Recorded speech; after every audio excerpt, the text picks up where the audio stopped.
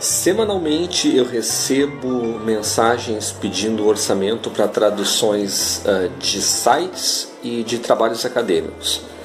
A questão está na palavra tradução. É evidente que eu entendo o que é, mas há uma diferença entre tradução e versão.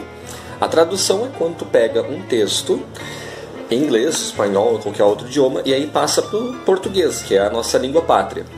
A versão é justamente o contrário, é justamente o que o pessoal pede. É tu pegar o texto originalmente em português e aí converter para um outro idioma, inglês, espanhol, o que seja. Geralmente a tradução é um pouco mais barata que a versão, não muita coisa. Mas quando vocês pedem uma tradução, em geral estão pedindo uma versão. Não que isso atrapalhe na comunicação geral, todo mundo entende o que é a tradução.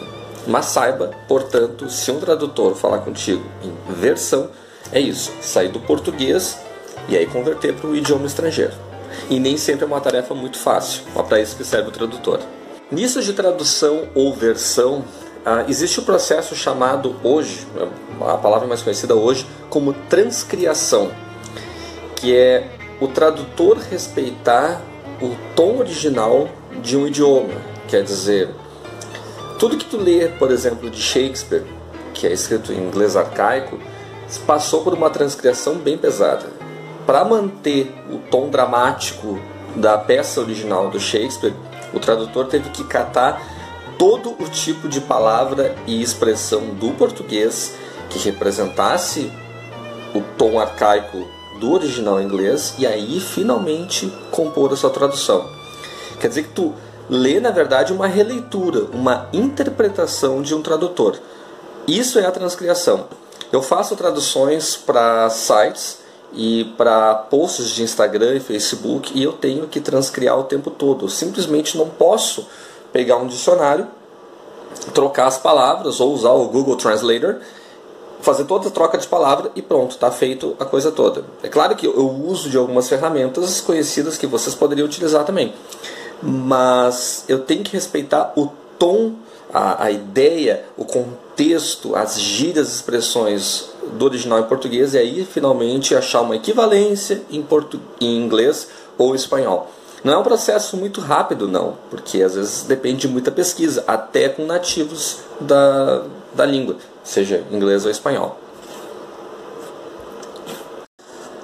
Aliás, esse processo de transcriação, que é essa reinterpretação ou releitura de um idioma, acontece muito na dublagem e na legendagem. E é por isso que quando tu assiste um filme legendado ou dublado no original, tu acha as diferenças. Tu tem que imaginar que há uma série de contextos históricos, sociais, idiomáticos que não cabem numa dublagem ou numa legenda, que não fariam sentido. Tu percebe também na transmissão do Oscar, por exemplo, que tem tradução simultânea. Os tradutores simultâneos do Oscar, pegando exemplo, são ótimos, são incríveis, mas eles não conseguem traduzir determinadas piadas porque elas são inesperadas e elas precisariam de uma explicação muito maior para fazer sentido. Às vezes não vale a pena falar no momento.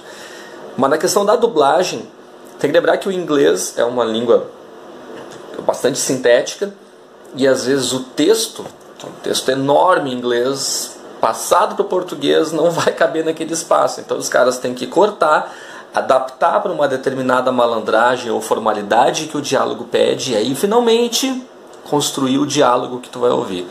Não acusa o dublador de ser ruim, eles não são ruins, eles fazem um trabalho muito bom. Eles adaptam o máximo que podem. As equipes de dublagem, de legendagem têm uma carga de trabalho enorme e eles fazem um trabalho muito interessante. Então, às vezes tu está sendo um pouco cruel, talvez um pouco exigente, quando começa a cobrar muito. Tem nada a ver uma coisa com a outra. Não, tem a ver e houve uma adaptação muito provavelmente bem feita ali. Dá esse voto de confiança para os serviços de dublagem e legendagem, porque o trabalho deles é super carregado.